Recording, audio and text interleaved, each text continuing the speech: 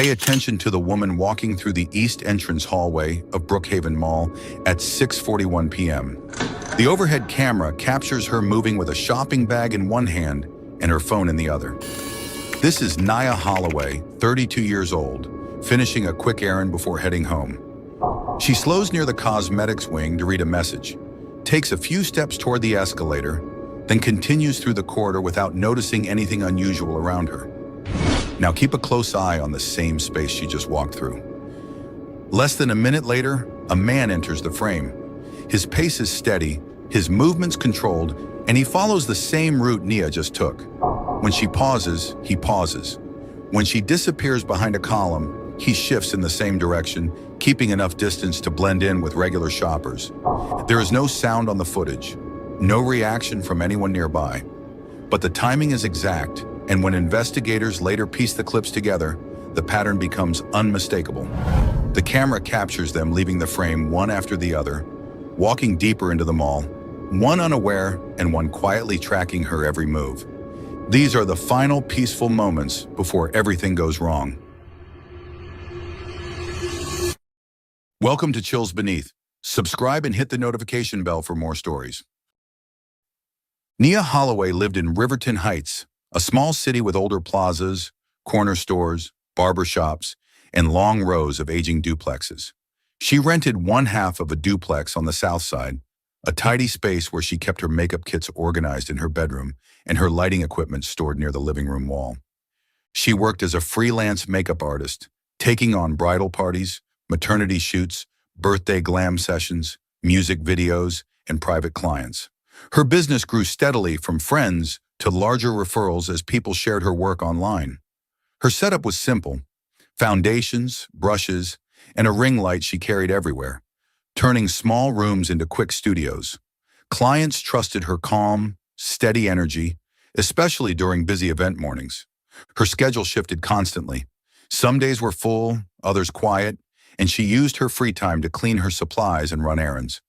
Brookhaven Mall was her usual stop for skincare, lashes, brushes, and cleaning products, one of the few places she could compare items in person. Earlier that afternoon, she wrapped a promotional shoot for a boutique owner ahead of schedule. She messaged a bridal client, grabbed a small meal, and decided to stop by the mall for new palettes and a brush cleaner she rarely found in stock. She didn't mention the trip to anyone. It was a routine stop she had made many times. Her clients knew her as reliable. Her family described her as focused and independent. She lived a simple rhythm of work, errands, and quiet evenings at home. Nothing about her plans suggested danger.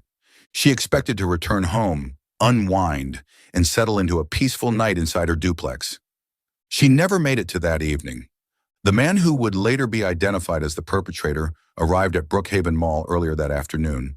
An exterior camera shows him entering through the west entrance around 4:12 p.m. Once inside, he spends hours wandering the mall without shopping. Footage catches him sitting near second-floor railings, on benches by the food court, and outside store entrances, rarely staying in one spot for more than a few minutes. He carries no bags and doesn't interact with anyone, instead watching crowds pass as he shifts from place to place. Food court cameras record him staring into the walkway without ordering anything. Another camera catches him leaning against a column on the lower level, appearing detached from the flow around him. There is no sign he came to meet anyone or had a reason to be there. Around 6:30 p.m., he enters the cosmetics wing. Footage shows him walking past several stores, doubling back and slowing near the entrance of a beauty supply retailer. This is where he first crosses paths with Nia, though she never notices him. She finishes paying at the register while he stands about 15 yards away, waiting. When she walks out, he shifts his stance, watches her move down the corridor, and begins following at a distance.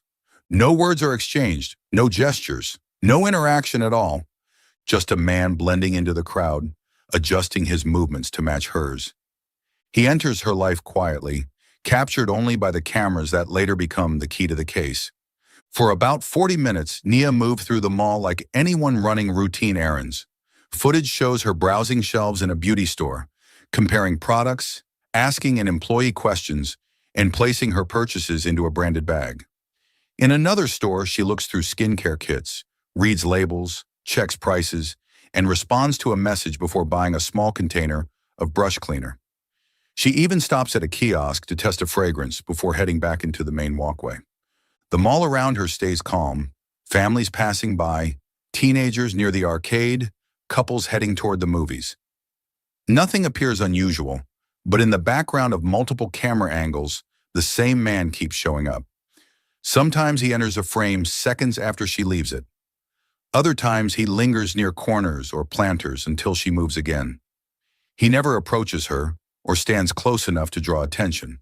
To anyone watching in real time, they look like two unrelated shoppers. But once the footage is reviewed together, the pattern becomes unmistakable. By 6:38 p.m., Naya finishes browsing, checks her phone, adjusts her bag, and heads toward the exit leading to the parking structure. She passes the food court, walks down a long hallway under bright lights, and turns toward the glass doors, unaware that someone has been following her the entire time. The clearest tracking behavior emerges in the footage near the food court corridor. Nia walks past the camera, slowing down to answer a text. She stands still for a moment, eyes on her phone, unaware of anything happening behind her. A few seconds later, the man appears at the far end of the corridor.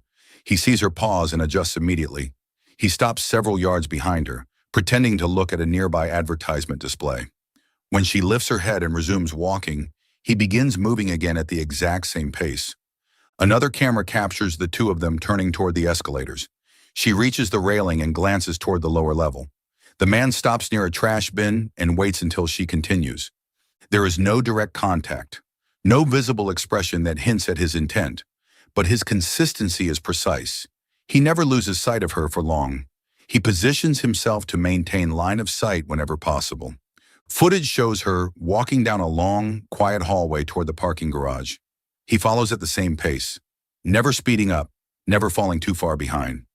This continues all the way to the garage entrance, where the lighting shifts from bright overhead bulbs to the dim gray concrete of the parking structure.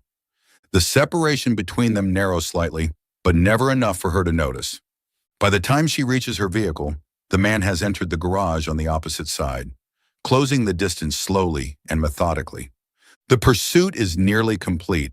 A parking garage camera on level 3 captures Nia walking directly toward her vehicle, a dark crossover she had purchased 2 years earlier. She unlocks it remotely and opens the hatch to place her shopping bag inside. She adjusts something inside the car, then closes the hatch and walks to the driver's side. The man appears in the same frame moments later, walking along the row several spaces behind her. He does not break stride when she pulls out of her parking space.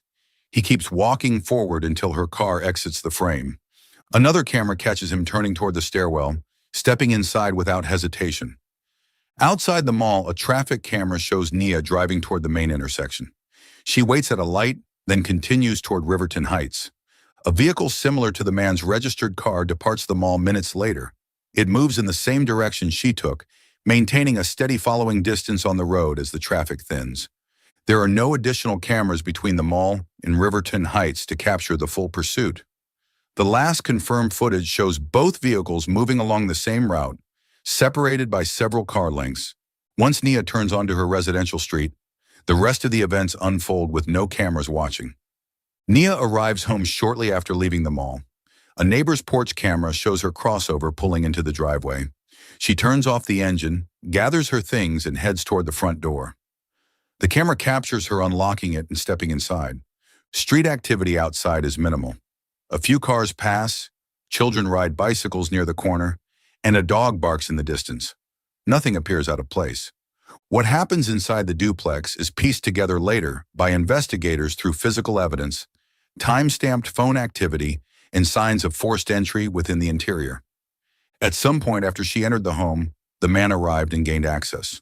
Footprints, disrupted items near the entryway, and evidence inside the living room suggest a confrontation occurred shortly after he entered. The details of the assault remain sealed in official reports, but the sequence ends with Nia being killed inside her home. She never calls for help. She never sends another message. The interior lights remain on through the night. Her car remains in the driveway, unmoved. No one on the block reports hearing anything. Several hours later, a street camera positioned near the corner of her block captures a man walking away from the direction of Nia's duplex. The footage is grainy, lit only by a single street lamp, but his pace appears steady. He walks north, then turns west toward a commercial strip where buses run through the night. He does not look back. Moments later, the same camera records a bus stopping at its usual time. The man boards. The bus pulls away. Inside the duplex, lights remain on. Nia's phone remains inactive. Messages from her weekend client go unread. A friend trying to confirm an early morning appointment receives no response. Hours pass with no activity from her device. By mid-morning the following day, concern begins to surface among the people who rely on her. Her life, which had moved quietly through routine the day before, now sits still without explanation. And the cameras that captured her final movements will soon become the key to understanding everything that happened. The morning after Nia's trip to the mall, her phone remains silent. Her weekend bridal client sends a follow-up message asking whether they can adjust the trial time. No response. Another client, scheduled for a morning touch-up before a small photo shoot, knocks on her duplex door at the agreed time. There is no answer. The woman waits several minutes before calling, assuming Nia somehow overslept. When the calls go straight to voicemail, she sends a quick text and walks back to her car. By noon, the missed appointment becomes unusual enough for people to take note. Nia was known for her reliability. She didn't miss bookings without warning. She didn't disappear from her phone for long stretches. Friends who had tried reaching out the previous night begin trying again. One calls her repeatedly between errands but never reaches her. Another sends a voice message asking if she made it home safely after the mall. Hours pass with no activity from her phone, no acknowledgement of her schedule, and no signs of movement at her duplex. The silence grows more concerning when her cousin, who normally checks in with her every evening, realizes she hasn't heard from her since the afternoon before. As the day progresses, more messages collect in Nia's inbox. Clients asking routine questions, friends confirming weekend plans, and family members checking in. All remain unread. By late afternoon, her cousin drives to her duplex. She knocks several times and listens for any sound inside. Nothing. The blinds are partially closed, lights still visible from the previous night. She walks around the driveway, sees Nia's crossover in its usual spot, and tries calling her again. Voicemail. Concern turns into worry. She contacts Nia's parents and tells them something feels wrong. Within the hour, the family decides to request a welfare check. They hoped they were overreacting. They hoped she had simply stepped out or misplaced her phone or fallen asleep. But none of those possibilities explain a missed appointment, a silent phone, and a locked home with the lights still burning. The welfare check becomes inevitable. Officers arrive at the duplex early that evening. They knock, announce themselves, and get no response. One officer checks the windows and sees the interior lights on. Another confirms Nia's vehicle is still in the driveway. A family member explains the missed appointments, unanswered calls, and growing concern, and based on the circumstances, officers decide to enter. Inside, the living room is in disarray. A lamp knocked over, a chair out of place, and personal items scattered. After calling out again and hearing nothing, they move deeper into the home and find Nia deceased. The scene immediately indicates foul play. Her injuries and the state of the room leave no doubt that violence occurred. Officers secure the area, notify family, and request homicide investigators. As the sun sets, the home is taped off. Neighbors gather, and additional units and the medical examiner arrive. Detectives begin documenting the layout, the disturbance in the living room, and the position of the body. The lack of forced entry suggests the incident was not a typical break-in. Footprints, signs of struggle, and trace evidence across several surfaces confirm a violent encounter. Nothing about the scene resembles an accident or self-inflicted harm. Investigators classify the case as a homicide and move on to reconstructing the missing hours, starting with the cameras that recorded her final movements. Detectives begin with the last place Nia was seen alive, Brookhaven Mall. They request all footage from the previous day, and security provides clips from cameras covering the cosmetics wing, the walkways, escalators, and parking structure. Investigators review the footage in order, watching Nia enter the mall, visit several stores, and move through the corridors. Everything looks normal until they compare angles and notice the same man appearing behind her again and again. He shows up seconds after she leaves one store, waits near a railing when she pauses at a directory, and adjusts his path to follow her toward the escalators. When she slows in the food court corridor, he does too. The behavior is subtle, but unmistakable. As detectives sync the footage, the pattern becomes clear. He followed her almost the entire time she was inside the mall. They track her into the parking garage where she loads her items into her vehicle. Moments later, the man appears on that camera too. Exterior mall footage and nearby traffic cameras show her vehicle leaving the lot, and minutes later, his vehicle follows along the same road. There's no physical contact on video, but the timing is precise enough to confirm a pursuit. With no cameras between the mall and Riverton Heights, detectives turn to the street camera at the end of her block. It records her car pulling into the driveway, and hours later captures the man walking out of the neighborhood on foot. Placed in sequence, the timeline becomes clear. He followed her inside the mall, through the garage, on the road, and all the way to her home. The cameras don't show what happened inside the duplex, but they reveal the path leading to the crime and the moment he fled. With this evidence, detectives move on to identifying who he is. Detectives extract still images from the clearest frames of the mall footage. They capture shots of the man's face, profile, posture, and movements, along with images of his vehicle outside the mall. These are sent to local law enforcement databases and circulated internally. They also provide stills to transit authorities after learning that the man boarded a bus near Nia's neighborhood following the crime. That footage is also recovered, showing him entering the bus alone, appearing calm, and avoiding eye contact with other passengers. Within 48 hours, a transit employee recognizes the man from the stills. He provides a name and the approximate area where he had been seen previously. Detectives run his information, his identity is confirmed, and his address is located in a small apartment complex on the north end of the city. The man's past includes minor offenses, but nothing violent. Nothing that suggests he would commit a homicide. Nothing that hints he was capable of stalking a stranger for nearly an hour. Investigators now have a name, a face, and the connection between him and Nia documented through surveillance. They prepare to move in. Officers and detectives position themselves around the apartment complex where the suspect lives. They observe the building for several hours, documenting everyone who enters and leaves. Eventually, the man steps outside carrying a small bag. He walks toward the parking lot, unaware that multiple unmarked vehicles have already surrounded the area. Officers move in quickly, identifying themselves and placing him in custody. The man does not resist. He says almost nothing during the detention, offering only brief answers, confirming his identity. Investigators obtain a search warrant for his apartment. Inside, they find clothing consistent with the mall footage, along with personal items indicating he had been out the previous evening. They seize his phone, electronic devices, and several items that may carry forensic traces. He is transported to the station for questioning while detectives continue searching his residence. The arrest brings relief to the community, but investigators know they still must prove what happened inside Nia's home. The forensic analysis becomes the next crucial step in the case. The medical examiner completes the autopsy and confirms that Nia died from injuries consistent with a violent assault. The report identifies trauma to her upper body and additional injuries that indicate a struggle occurred inside the duplex. The findings confirm that she fought for her life before succumbing to the attack. There are no signs that she survived long after the initial confrontation.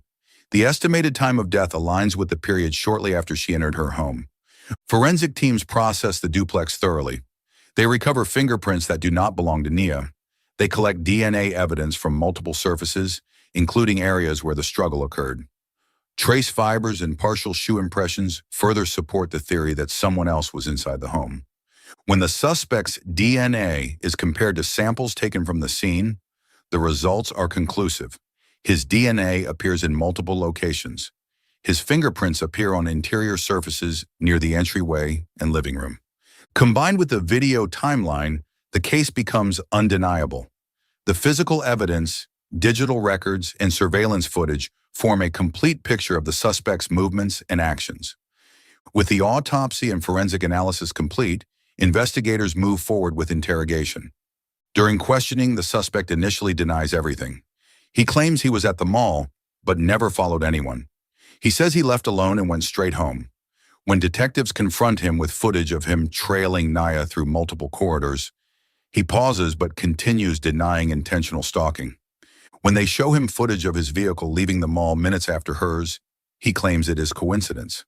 When they play the street camera recording of him walking out of her neighborhood after midnight, he says he was lost. The denials crumble when detectives reveal the DNA results. His fingerprints inside the duplex. His genetic material found on items disturbed during the struggle. There is no alternative explanation he can offer. Once he understands the weight of the evidence, he changes his story. He admits following Nia inside the mall. He admits pursuing her home. He says he acted on impulse and did not plan the encounter in advance. He offers no meaningful justification for why he targeted her. He eventually admits to forcing his way inside the duplex and attacking her. He claims it got out of hand, but the physical evidence and autopsies show that the violence was deliberate and sustained. Detectives document the full confession. The motive centers on sexual intent and opportunistic targeting, not personal connection or prior dispute. With the interrogation complete, the case moves to court. The trial proceeds over several weeks. Prosecutors present the surveillance footage, the forensic evidence, the DNA samples, and the full timeline of the suspect's movements. They play the synchronized mall footage for the jury, showing how closely he tracked Nia through each corridor. They show the parking garage footage and the street camera recording capturing him leaving the neighborhood. The defense attempts to argue that the attack was not premeditated, focusing on the absence of prior relationship. They do not dispute that he followed her or that he was inside the duplex. Their argument centers on reducing the severity of the charges.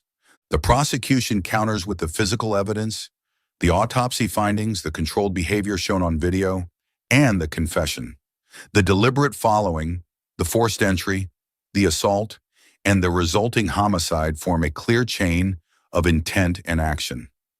After deliberation, the jury returns a guilty verdict on all major counts, including homicide and unlawful entry.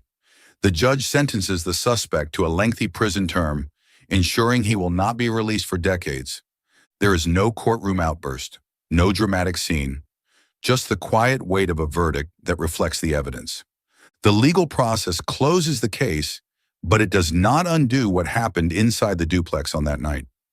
Nia Holloway was a dedicated makeup artist who spent her afternoon finishing a client session and running errands before returning home for a quiet evening. On the night she died, she walked through Brookhaven Mall completing routine tasks, unaware she was being followed the entire time. She drove home expecting nothing more than to rest and prepare for upcoming clients.